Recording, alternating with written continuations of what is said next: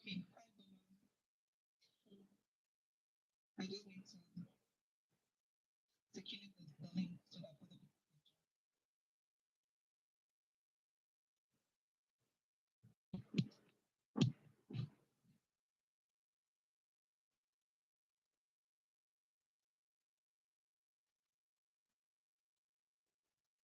You can hear. Can't hear me? Can you hear me? Can you hear me well?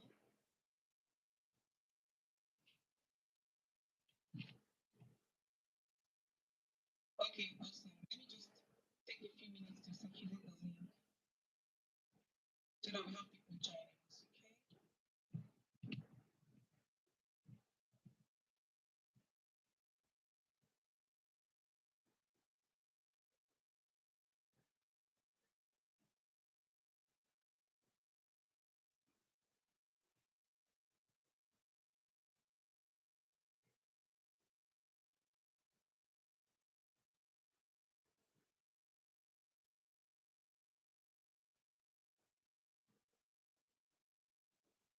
Volume. Okay. Is it better now?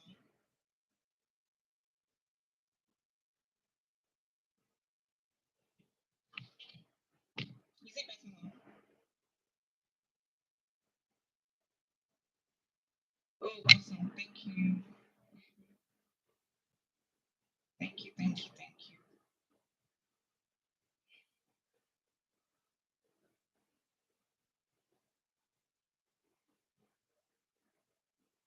I'm just trying to share the link to as many people as possible. Okay. I think I've done justice to that.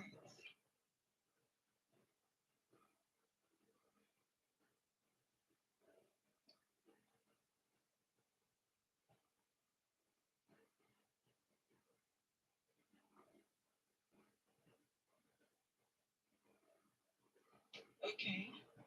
I have someone else, but I can't see the person. Thank you for joining us. Today we have a lot of challenges with technology, but we're here now. If you can hear me, could you please type in the comment section? Please let me know that I am not speaking to myself alone. Let me know. Let me know.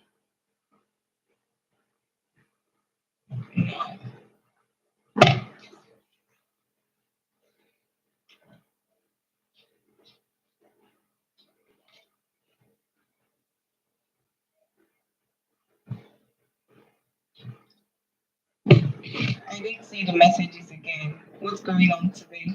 I don't see my messages. What is going on? What is going on? Please let me know if you can hear me. Let me know if you can hear me. And then we can start once it's 4:10 or 8:10 Nigerian time. 4:10 Canada time.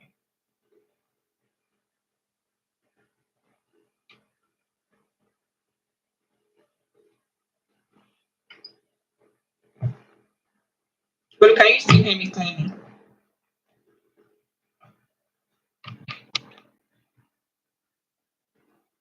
Can you still hear me clearly? Please let me know.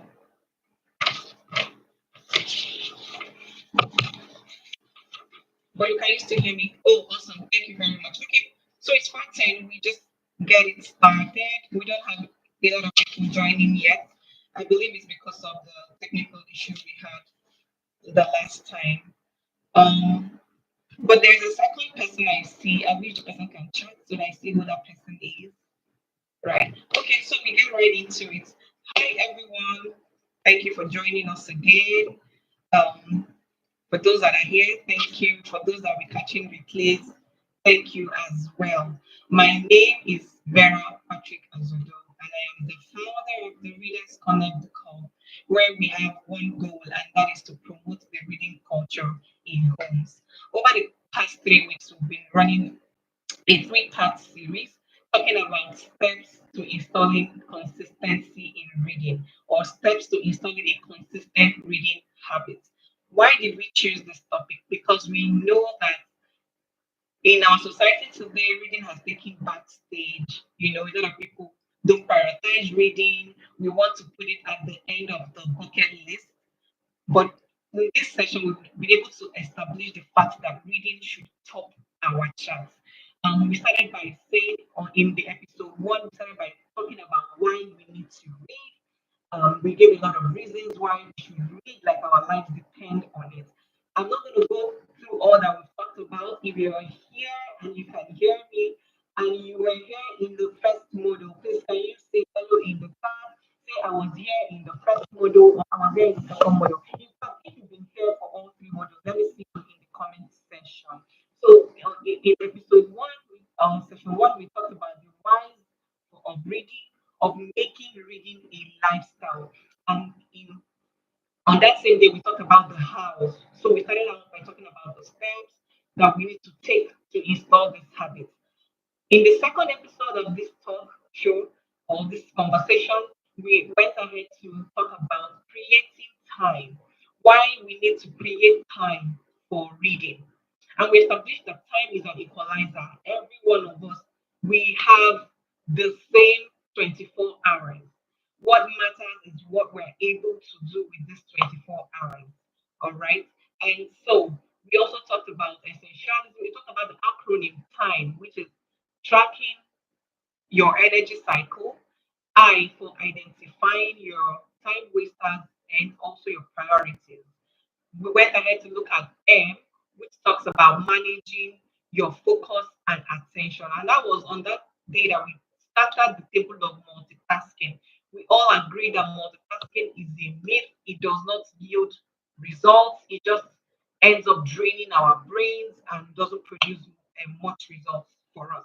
And then we ended by talking about E, which stands for essentialism, which means accepting that we can't do everything at the same time. We can't do everything right now because Bible says that there is a time for everything under the sun. All right. So this is where we wrap up the recap from last week and we move straight up into today's conversation. What are we talking about today? We're going to be talking about maintaining consistency. Yes, maintaining consistency. So we now know the steps, we know how to install consistency in reading. We're going to be looking at how to maintain the consistency, right? There's a popular saying that says that every success needs maintenance for it to last. Nothing works that is left to chance. I take that again. Every success needs maintenance for it to last. Nothing works that is left to chance. And one of those successes we're talking about is reading. We already know why we should read, we know how to read. What do we now do to stay consistent in reading? Right? And I'd like to start talking about today by reminding us of the big book, the Bible scripture that says, seest thou a man diligent in his ways? He shall stand before kings and not mean men. When the Bible says that, that diligence, the man diligence is talking about consistency.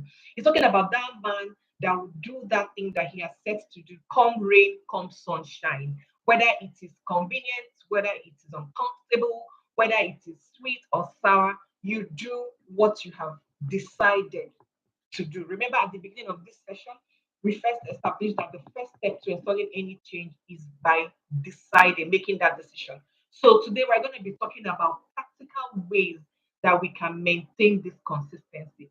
Today is going to be even better than the first two episodes, right? I came very prepared for us today. Um, for us to maintain consistency, we need practical steps. So we need to create systems. Like I said, nothing, what's it called? Nothing works that is left to chance. Okay. Now, the first thing we need to talk about is the systems that will help us maintain consistency. And one of those systems I will be talking about is the lifetime habits app, right? This is a concept I came across one of the books I was reading some time ago. the lifetime habit hack. And the beautiful thing about these sessions and these conversations we're having here is that you can apply everything that we are talking about here to other areas of life where you want to build consistency. It doesn't just apply to reading. So let's say you want to pick up your Bible study life again, you want to be consistent in studying your Bible or your holy book. These steps are your go-to steps. They're going to help you. Okay. Now, the lifetime habit hack. I'm going to use 4 hours to discuss this hack. The first R is the reminder. The reminder. If you're here, you can hear me. Please type in the comment section so that I can see that I'm not here all by myself. The reminder, also known as the trigger. Now, for you to successfully maintain consistency in whatever thing you've decided to do, you need to have a reminder or a trigger. This trigger can come in form of various things. It could come in form of an alarm clock that beeps and tells you that it is time to do this thing. Please, we are not strong enough at this time to rely on our normal schedule or our normal brains to remind us when it's time to read. So we're going to be relying heavily on a reminder or a trigger. It could be an alarm clock. It could also be scheduling it before an event, during an event, or after an event. I'll break it down. So before an event, you could say, oh, I'm going to read 10 pages before I take my shower and get ready for work. So that is before an event. You could also say, I'm going to read. So during an event would be okay, once I'm in the train or I'm in the bus heading to my office, or I'm in the car, someone is driving me, or even I'm driving myself and I want to use the audio books. I'm going to read a book. And that is going to be a standing rule. Every day when I'm driving to work, every day when I'm in the bus or in the train going to work, I'm going to be reading. That is where the self-discipline comes. It's not the part of okay, I'm going to read when I'm going to work, and then you want to just quickly respond to messages. Just know that anything else can wait until I've achieved my goal for today. Right. That is for the reminder, which is also known as the trigger. The second R is the ritual, right? The ritual. What is this ritual in this context? We're talking about is the reading itself, your daily book reading. So you set your reminder to remind you, then go ahead and do the ritual, which is the reading that we're talking about. Okay. So that in my notes, I said reading the selected book, accomplishing your reading goal. So at the beginning of the session in episode 1, we talked about reading goals, which could be one book per month or one book per quarter or one book per week, depending on your level, right? So this ritual is selecting the book and reading it. So the key here I want to emphasize is act immediately the reminder alerts you. Act immediately the reminder alerts you. You don't play games with your brain. Like we talked about in the second episode, where we talked about the prefrontal cortex, which is the part of the brain that helps us to think, reason, worry, plan, and all of that. The trick is the moment when your alarm clock rings and reminds you that it is time to read, you need to act immediately, like in the split of the second. Don't give your brain the time to deliberate and to consider should I or should I not. So for me, I'm an early riser. I do my readings once I wake up in the morning. So the catch here is act immediately. Be faster than your prefrontal cortex. Because by the time you allow a few seconds or 3 seconds, your brain begins to tell you, sure you know you slept late last night. Sure you know it's cold out where your book is. Why not to cover a bit? Just take 5 minutes. That is your brain playing a trick on you. So the catch here is the moment your alarm clock wakes you up, go stand up immediately and do the ritual. Don't give it a second thought. That is the only way you're going to stay consistent, at least as a beginner, until your whole entire um, brain begins to understand that this habit has come to stay. So for those of us that are still joining us, you're welcome, welcome, welcome. We didn't want to wait too long, so we already started. And we said we're starting today. We're talking about maintaining consistency. And the first thing we talked about is setting systems in place, putting systems that would help you to be consistent. And we started by looking at the Bible scripture that says, "Seest thou a man diligent in his ways? He will stand before kings and not mean men." So ordinariness is not your portion if you are consistent. That is what the Bible is saying. You will not be mean. You cannot just be like with other people. Your position is consistently at the top, be it in your place of work, be it in your marriage, be it in your relationship with friends, with your parenting. You're going to be at the top because you're consistent. That's what the Bible says. It's very clear. Diligence is consistent. You're doing the same thing. Come rain, come sunshine, come sweetness, come sourness. So, and we started by talking about the lifetime habit act, which is the first system we'll put in place to make us consistent readers. And we said we talk about it with 4 hours. The first hour, can someone help us put it in the comment section so that people that are joining can quickly see? I don't have to go back again. The first hour is the reminder. Have a reminder. Let there be something that reminds you that it's time to read. That reminder could be an alarm clock. It can be a schedule that you will do something before or after a particular event. But let there be something that tells you that, come on, it's time to act. Right?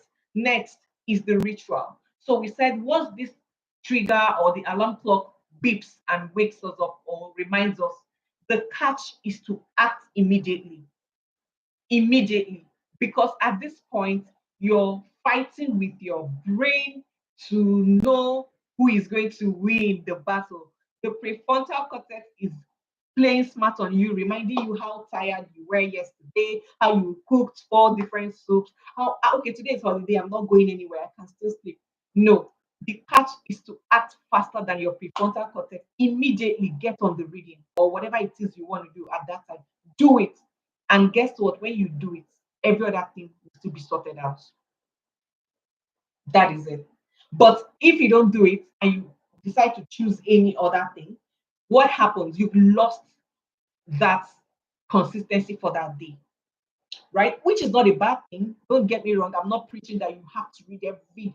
No, I've been to be practical. Sometimes you might not be able to meet up, but the catch is that the more you enforce that habit, the more your neural pathways are firing the same signal every time of the day.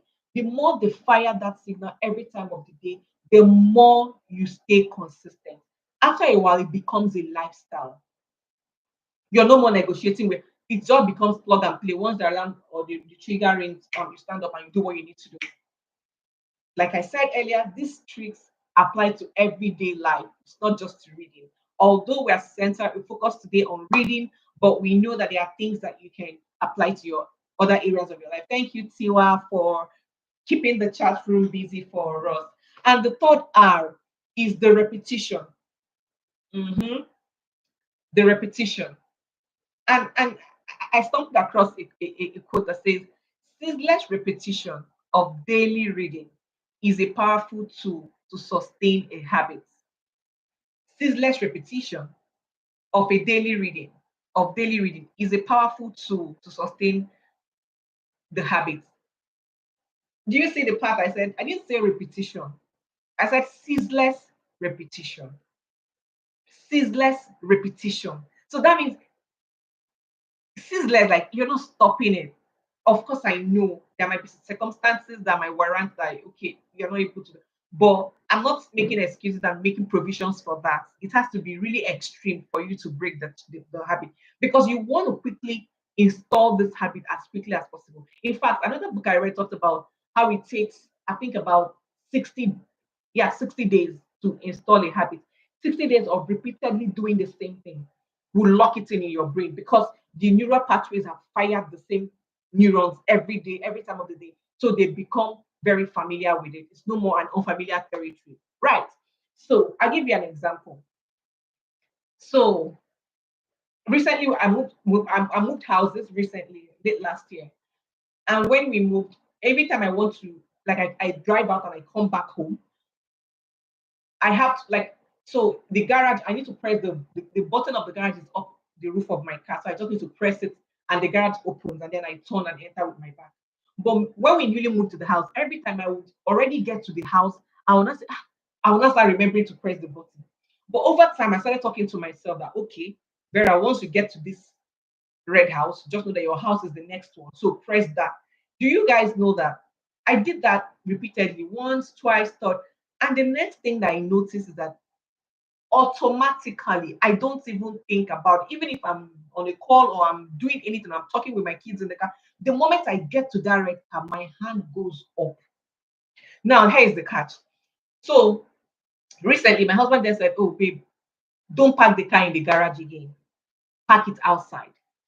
Do you know that I'm still struggling to stop pressing that button once I get to that red house before my house? That is what consistency does to you. Once you lock it in, you lock it in. In fact, the problem now I'm having is don't open the garage door. Once you get there, park, use your back and enter. Just park outside. Don't enter the garage. In fact, my husband told me, and he feels like, oh, when he tells me, I will just, I told him, Oga, this is a ritual that have installed. I need time to uninstall it again. That's the same thing that happens with getting over an addiction or stopping a bad habit or a bad behavior. You need to give it time over time. Okay, so when I'm preparing my notes and I thought about it, I was like, this is exactly what we need to lock in our daily reading, because it took me about 3 months to lock in that. Even today, if I drive out, the moment get to that red house, my hand will first go up and then I'll say, oh, no, don't press it again. Park outside the garage. That's a practical example of what can be done, what is possible with repetition. Okay, um, the next I have on my list is the fourth R for the lifetime habit arc. The fourth R, oh, I think I made a mistake.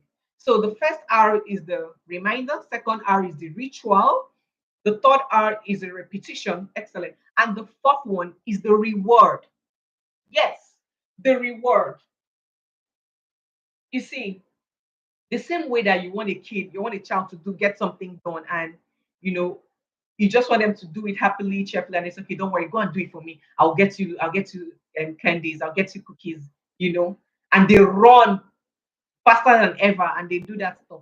That is the same way every human being wants to be rewarded. All of us on this call, we are adults, but we're still big babies. We want to be appreciated, we want to be recognized for what we're doing. So, for you to stay consistent with reading, identify something to reward yourself with, such that anytime you're able to do your daily reading, you get that reward. It does not mean that it's a daily reward. It could be, okay, if I read consistently for 7 days this week, I get myself this. I get myself this book, or I get myself this new jewelry I've been eyeing, or I take myself to this place. You know, it doesn't have to cost too much, but that thing that you feel will make you happier, put it on the line for this habit you're trying to install, and it works like magic. Because the truth is that motivation is a very important tool when installing habits or consistency. There has to be something motivating you. It's not just that, because Vera said we should read every day, or because some people said, oh, read every day, your life depends on it. It's not enough. It's not enough to propel you to read every day. So the reward, have a present reward, a preset reward in place. So it's not, preset means you've already agreed it with yourself before you even execute the habit, right? The reward, in my note, I said the reward is what kickstarts and then grows your drive to get the new habit done. Rewards are required to create habits that stick. So figure out what feels right for you. Figure it out. Nobody's going to judge you. If it's ice cream that you like, if it's cupcake, do just get it done. As long as it helps you to keep doing this thing until it locks. There'll be a point in time when you don't know that when it becomes a lifestyle, you no longer need to reward yourself. For example, breathing is the lifestyle for everyone. Do we need to say, oh, Vera, thank you, well done for breathing today? We won't, right? But the early stage, all right, when you're trying to install the reading habit, is a good time to prepare yourself, ginger yourself, encourage yourself, and also extend some grace to yourself. Thank you very much. So we've covered the 4 R's of the lifetime habit arc, which is the first system that would help us maintain consistency. I move on to the next one. Today, I'm going to be a bit fast so that we can have some time to take questions. I think my comments are flowing very well, like today, unlike the last one. So the second system we'll talk about today is day stacking. Day stacking. Anyone here already knows what day stacking means? Do you want to show me in the comment section? I want to see comments coming. Thank you, Mrs. Tiwa, for your comments. Thank you, Sis Lillian. Thank you, Bolu.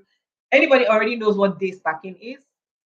Tell me, tell me, tell me, tell me, tell me, tell me. 1 second more or 1 minute more. Anybody? I want to be sure that I'm bringing you value. I don't want to be teaching you things that you already know, and then you'll be like, what's this one saying? This thing. I want to be sure that I am wowing you every time that you join this show. Is anybody responding? No response. Okay. So I move on. Day stacking simply means that the things that you do, the small changes that you make every day, the small corrections that you make, the small improvements that you make every day, they end up stacking up to what becomes your entire life. We already know that our life is a product of the minutes, the hours, the days, the weeks, the months. That is what makes up our life. So that's why they say success is predictable. If you want to see someone who's going to succeed in 5 years, check what they do with their 24 hours. What do you do? That will show us your trajectory. Where are you headed? Success is not by chance. It's only lotto players, lottery players, and it doesn't last. The money doesn't last. Thank you, Mrs. Tiwa. Day stacking are small efforts we make every day, which culminates into our entire life. That is what day stacking is. You might think it doesn't mean anything. Oh, I can do on Monday and not do on Tuesday, then I'll do Wednesday. No. Day stacking means you're doing the same thing every day, no matter how small. You're doing it no matter how small. So let me go to my note. It says small daily improvements which appear to be insignificant, but when done consistently over time, yield staggering results. Can you beat that? It is called micro wins. Micro, because they're tiny. You don't see them. My coach, Coach Wendy Ologi of the Intentional Parent Academy, she said um, growth is invisible. Growth is invisible. Trust me, if you are listening to me today and you've heard something from me today, you're already growing, but you just don't know it. It's so that the next time you pass a book, unlike you will be heading straight. Next time you just turn and say, let me even see what this book is talking about. You might not read it yet, but your attention has been drawn. That is the power of day stacking. So the little by little application of what you read, of what you do every day, they all culminate into micro wins. So this is just an encouragement to let us know that the small effort they count. Don't wait for. So one of my friends will say, "Oh, she has her book. She has read. She picked up a book and she read it in 3 days, and she dropped it. And the rest of the day, the week, the month, she's like, I'm done with my book for the month. No, I'd rather you read 1 page per day for 30 days and still don't finish the book. You are doing better than the person who is reading all the book in 3 days. I'll say it again. It is better to read 1 page of a book per day for 30 days and still not finish the book than someone who picks up a book and reads it all in 3 days and does nothing for the rest of the week of the month. Why?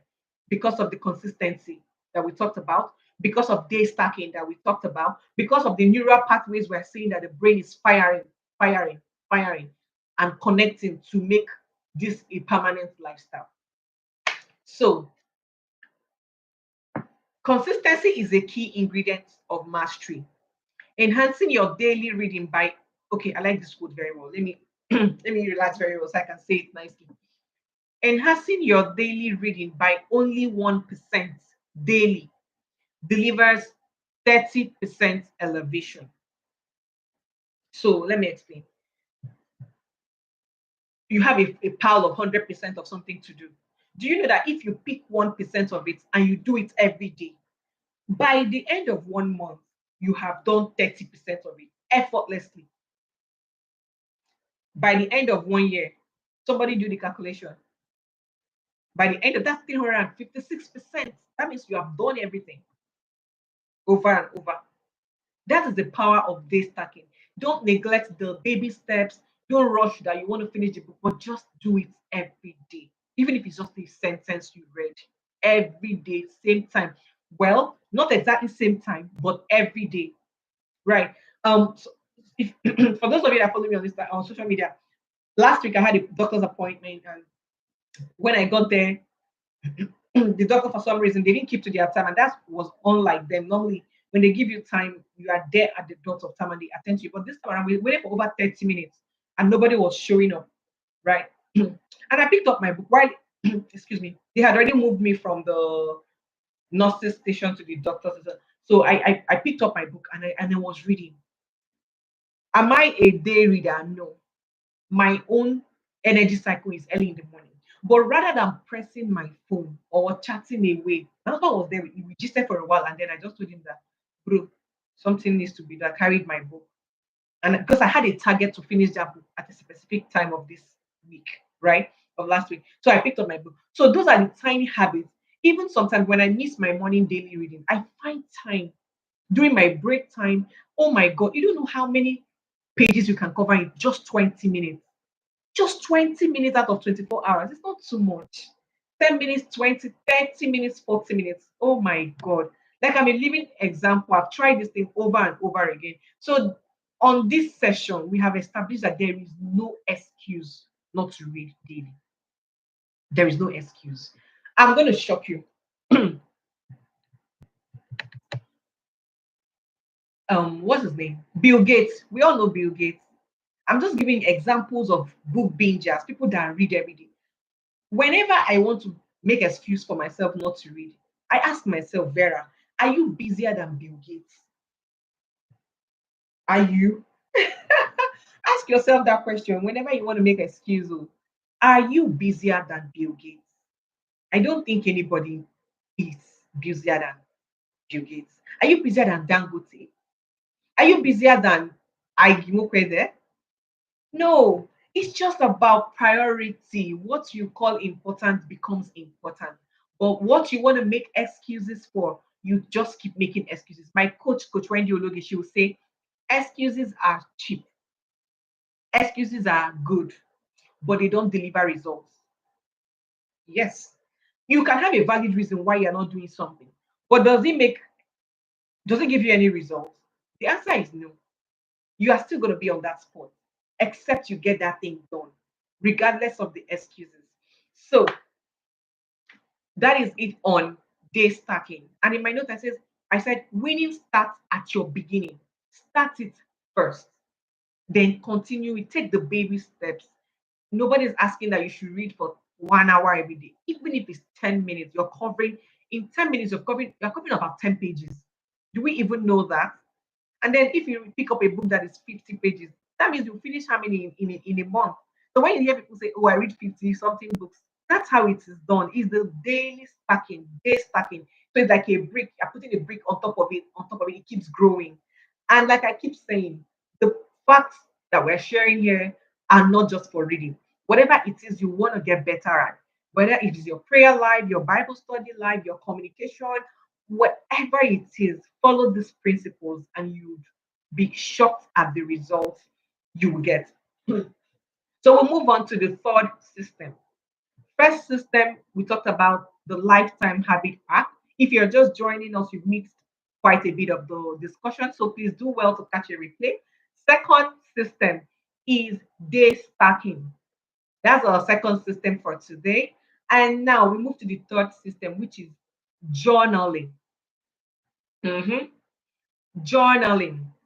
In my note, I called it journaling your lessons. Hmm. You're not learning right until you write. That's the truth. And I'll prove it to you. I'll say it again. You're not learning right until you write. Learning happens in creation,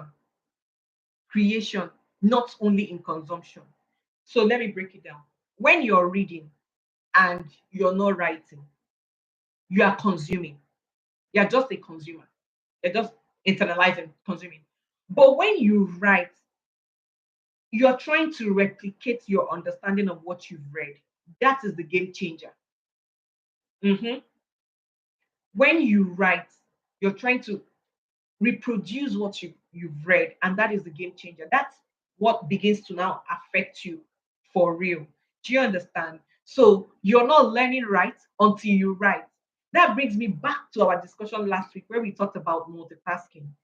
You cannot read and be cooking.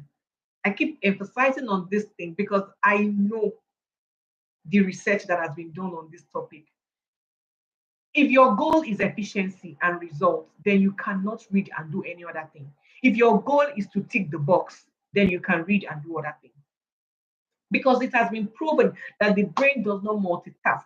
What the brain simply does is to move from one task to the other really quickly in nanoseconds. It moves, it moves, it moves. That's why by midday, 2 p.m., we're already drained, but we haven't achieved much because we're putting our brain into that movement. But if you focus on one thing at a time, get it done, close up, move to another thing, get it done. So that is where the growth happens. So journaling is a very important step in reading consistently because the real change does not happen in consumption. It happens in creation. And the only place you are able to create is when you journal. So that means automatically that you're not copying the thing from the book. So for me, I try to read it again. Okay, how do I understand this thing? I write it in my own words. And that is splendid. That is when it stays. Now, let me shock you why I say that if you're not writing, you're not learning right. Research has proven that 50% of new information gotten is forgotten within 1 hour. 50%. So I come here and I give you stories. In 1 hour, you've lost 50% of what I told you. In 24 hours, you've lost 75% of what I told you. And in 30 days, you've lost 95%. This might not be exactly accurate because I struggle to agree with some of it. But the point here is that your brain's retention is limited for something you've read once. You need to go back to it again, read it again. That's why sometimes when you've attended a class or you've read a book and then you come back again, it's like, I didn't see this part. Oh. No, you saw it, but it was not retained. You saw it, but it was not retained. So that is why you need to repeat it. So for me, because I don't want to go back to the whole book again, I try to make summaries, chapter summaries. Okay, what's the main point of the summary? Don't forget that writers they also want to express their thoughts, elongate some discussions, make the book look. But trust me, in every chapter, the point is not more than 3 sentences. In every chapter you're reading, and it's usually at the beginning. They call it is it open sentence or something like that. You read, understand it thoroughly, but sit back and then replay what you okay. What's the main point here? I need to journal when I read. You see, I've used over 10 minutes to explain this topic, but what is the main point that Vera has been talking? It is journal while you read. That's it. Then you write it in your notes so that when you come back next time, you want to pick. So from all my notes, those are from things that are the courses I've attended, the books I've read, my life experiences. They're somewhere. I just need to go and bring them and put them together. Right. So, what are the things that you can journal? You can journal the book title, the author, the start date, the end date. You can journal your lessons. What did you learn? What did you learn? And most importantly, you're going to be journaling your action plan. Mhm. Remember, the reason of reading is to be transformed. Transformation happens when you do, not when you read. If you read and carry it and be going, I don't know who that helps. A writer says knowledge unimplemented leaves potential undercapacitated.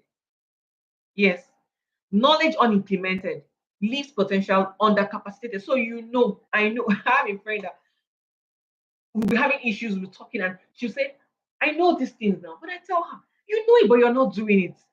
So it's useless knowing it. The benefit of knowing is in the doing. If you say you know something, then do it. Change. Let people around you know that. Okay. So imagine if I say, I know how to read consistently now, and I'm just folding my hands in my house like this every day. And I say, I know how to read though. I read every day. My own way of showing that I know is coming back to give it back to my audience for free, telling you what has worked for me and what is possible.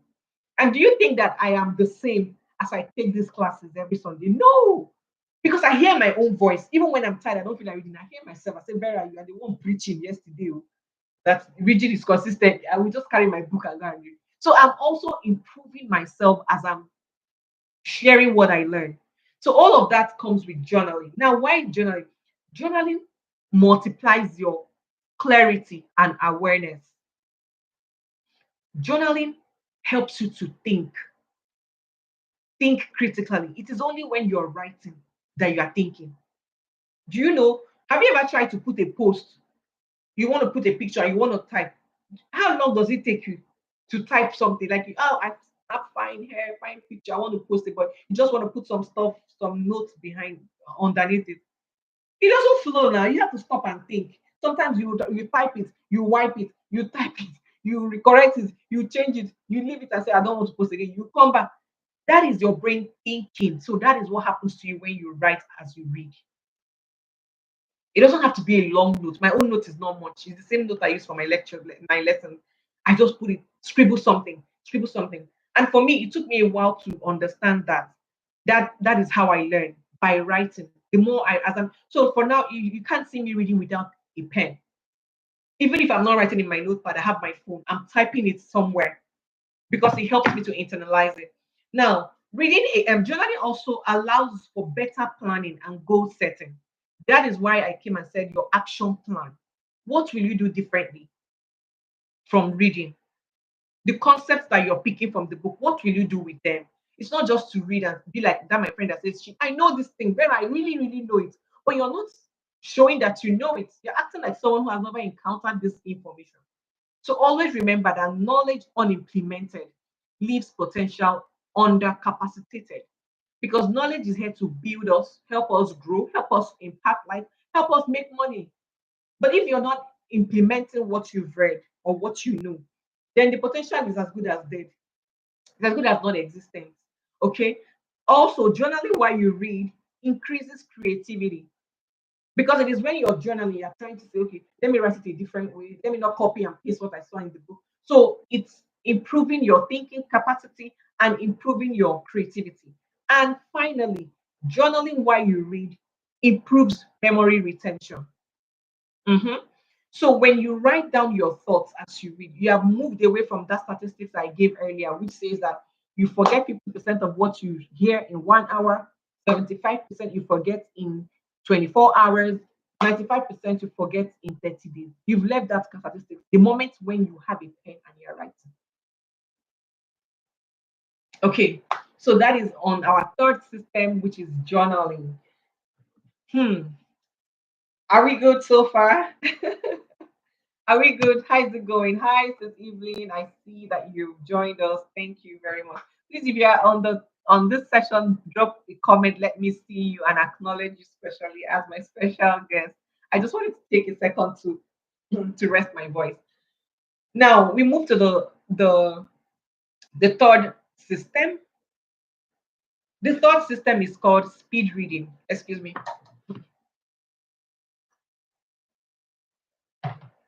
Speed reading. I don't know who knows about speed reading here, but speed reading is a very important tool when you want to up your reading game and you want to accomplish more within a short time. You can Google it, GPT will tell you all about it. Speed reading, it increases your reading while maintaining comprehension. So the first time I heard about the concept of speed reading, I used to think that, if I read fast, will I be able to remember what I'm reading? It would just be like rushing, rushing, rushing, rushing. And I just finished the book and I have nothing to show for it. So it was worrisome for me. But then when I started to dig deeper and I went to learn speed reading, I realized that speed reading actually helps you retain more. And I'll give you an analogy. When you're driving on the highway at 40 kilometers per hour. You have a passenger by your right hand side. You're driving at 40 kilometers per hour. Hi, Akorede Duni. Thank you for joining us. Thank you very much. 40 kilometers per hour, you have a passenger by your right hand side. When if that person is talking to you, like can you turn and look at her? Or she say, oh, look at this Instagram reel. You know you can actually turn at 40 kilometers per hour, right? You can turn now quickly and continue. But when you're driving at a speed of 120 kilometers per hour, when somebody tries to tap you, do you dare turn your neck? The answer is no.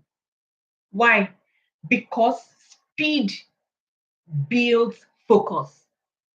When you're doing something very fast, you're laser focused on that thing. You can't be distracted easily.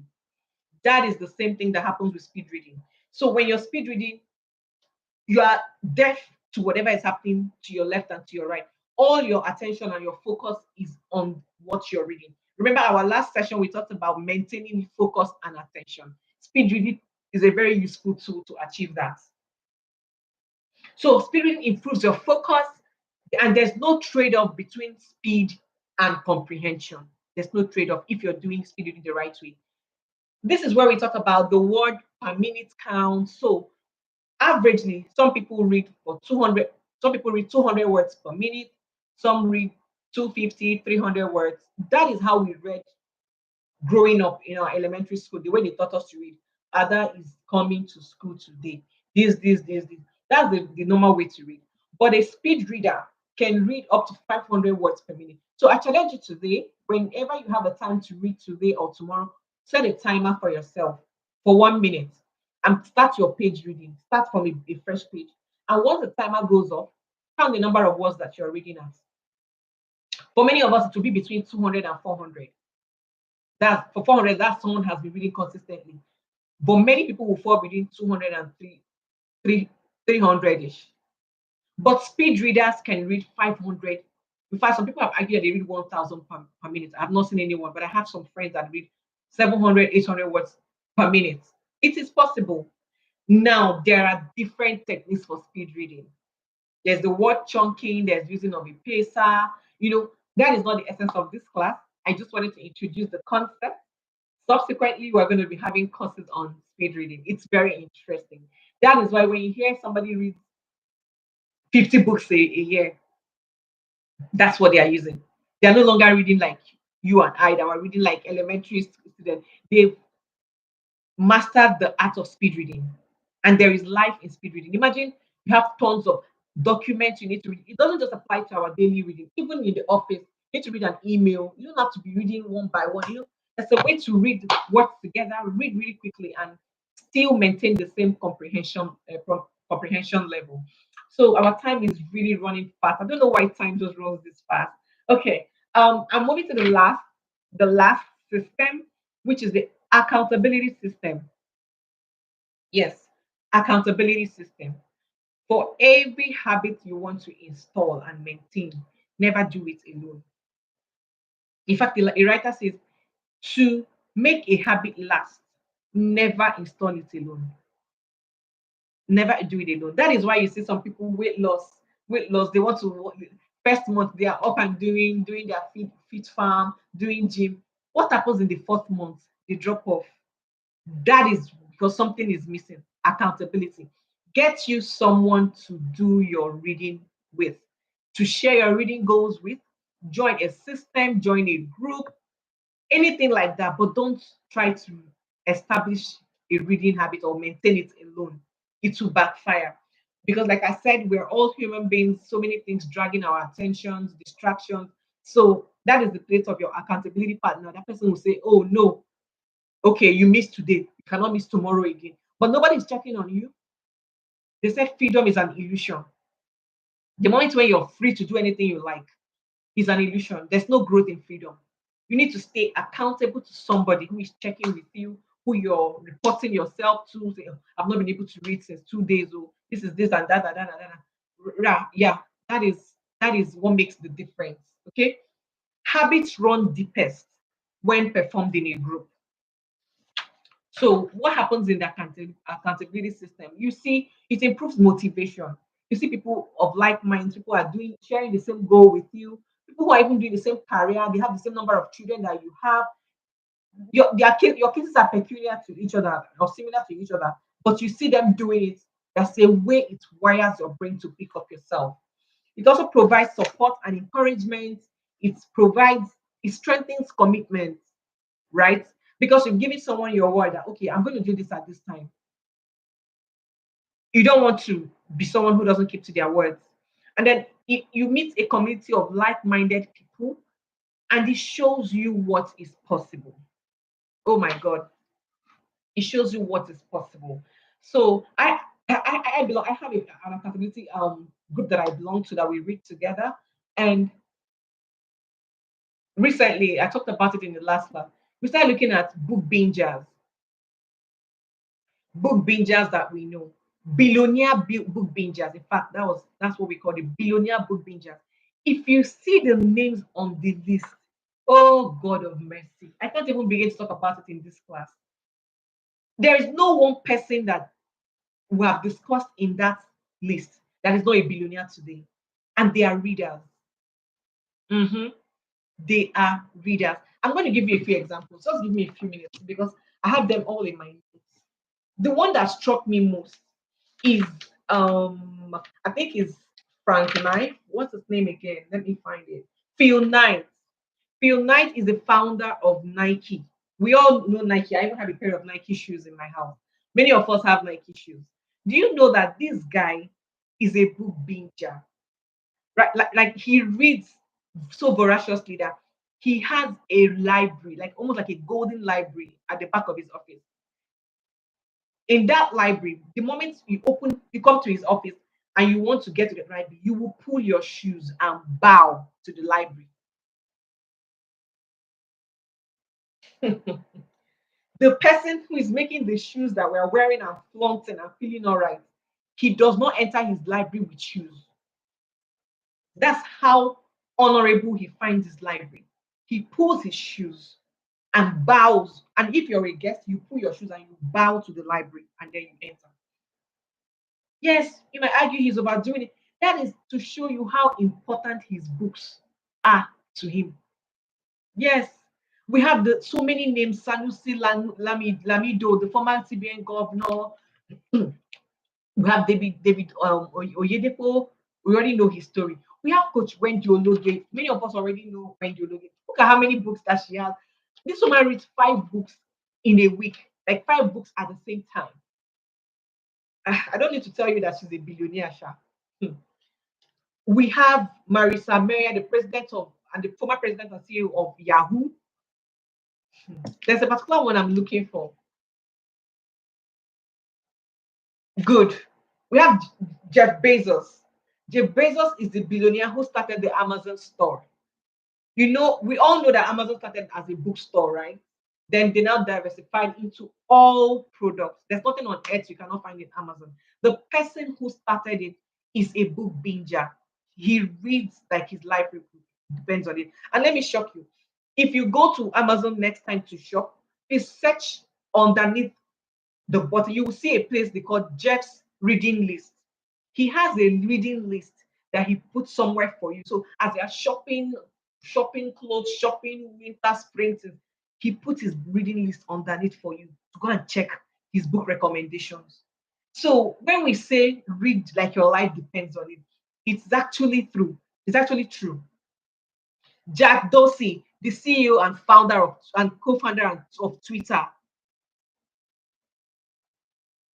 he's a reader. He reads every single day. So there's no billionaire that you want to call for me today that is not a book binger. What am I saying in essence is let us internalize this reading concept. Let us imbibe it. Let us accept it for what it is and not run away from it. And back to my conversation about um, accountability. So all of this information people are sharing. We have book recommendations and all of that. So if you want to join this reading the accountability group, please buzz me. But you can put my phone number on the chat me up, and I can give you the details. It's not free. because we already established in the first class that nothing free lasts. So you have to make an investment to get value. I made my own investment. All of what I'm discussing today is as a result of investment over the years I've made to build myself.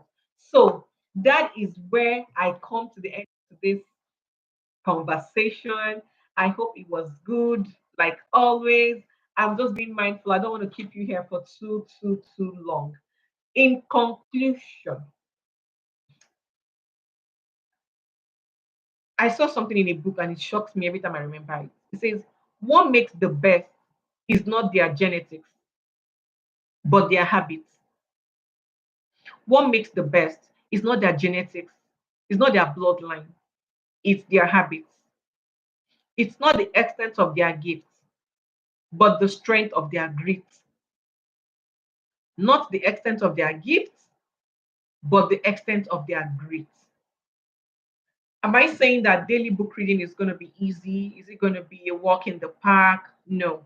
But one thing I know is that every change is hard in the beginning, messy in the middle, but gorgeous at the end. The things that feel hardest are also the ones that are most valuable. The things that feel hardest are also the things that are most valuable. So let's stop looking for the easy way out. It's easy for me. It can never be easy. Success is never easy. It's hard work, it's diligence. And that is what the Bible tells us. Seest thou a man that is diligent in his ways? You cannot be diligent and stand before ordinary people. If it wasn't difficult at the start, it wouldn't be real change. Yes. If it wasn't difficult at the start, it wouldn't be real change. Change is inevitable and uncomfortable. I'm prepping your mind so that you know that, oh, that I'm saying it does not mean I find it so easy. No, I also struggle through it sometimes, but I've built the muscle over the years. Okay?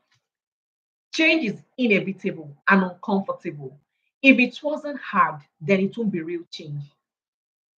So, as usual, my concluding statement is read like your life depends on it because it truly does. And so at this point, I'm going to challenge everyone who is joining us today, who's going to be catching a replay anytime soon. Take home task. In episode 1, we established the fact that for every problem, every challenge, every difficulty we are facing, there is a solution in it. There's a solution for it in a book.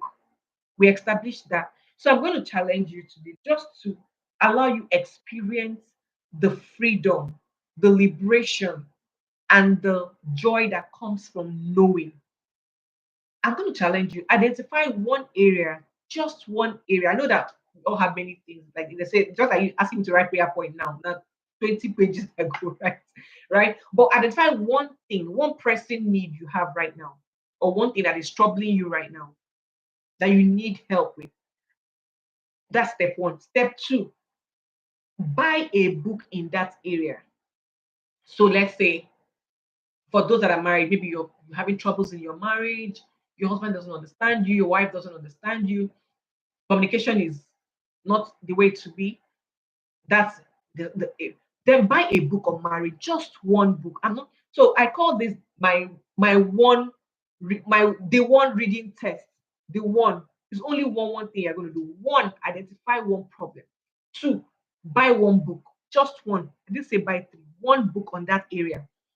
Three, feast on that book for 1 month, just 1 month, 30 days of reading that book, and implement one thing from that book.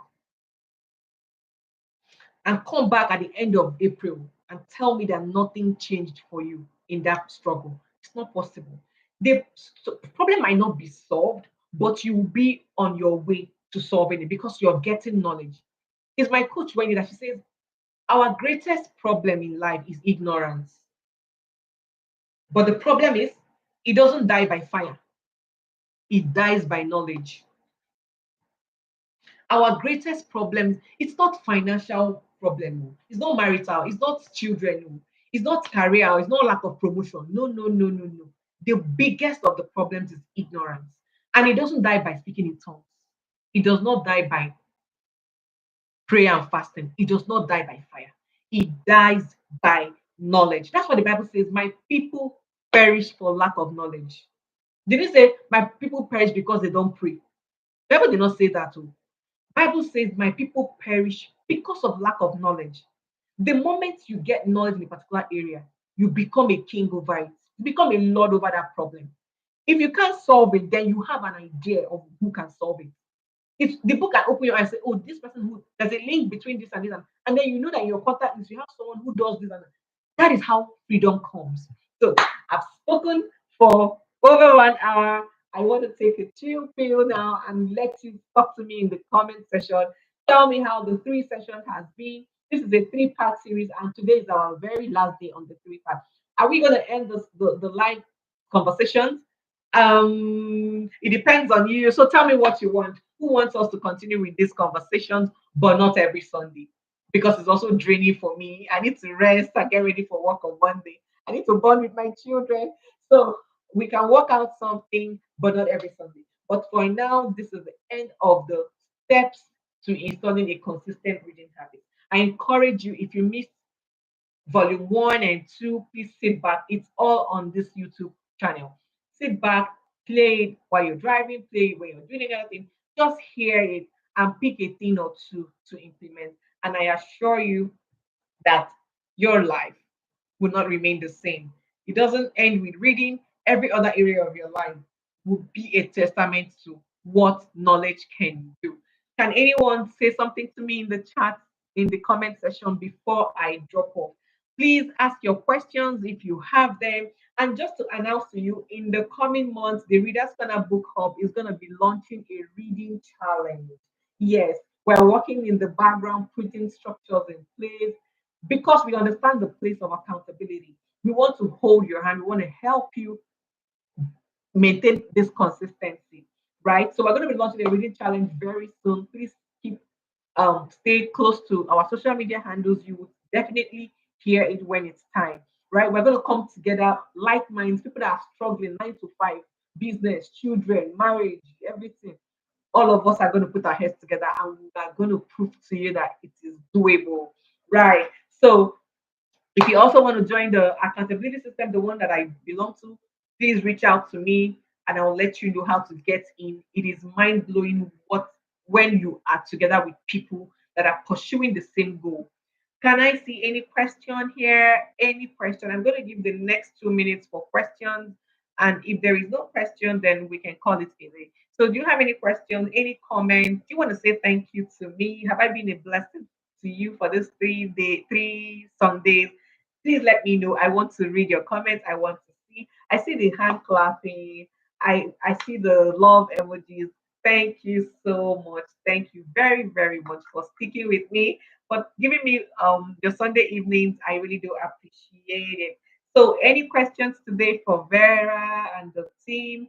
I'm just gonna end this at exactly 1:05. Once this what am I saying? 5:10 for me. Yeah, and I'm sure it will be 9:10 for Nigeria in Nigeria time. Thank you, Mrs. Tiwa. That was an awesome session.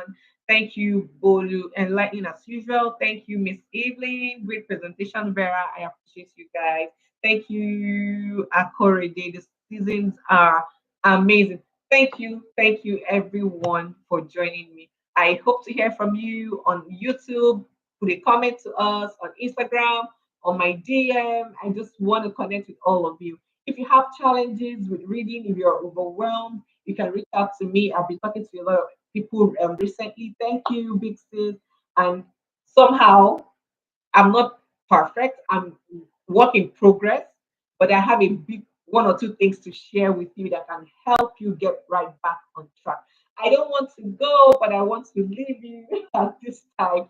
So please permit me to call it a day. Thank you and goodbye.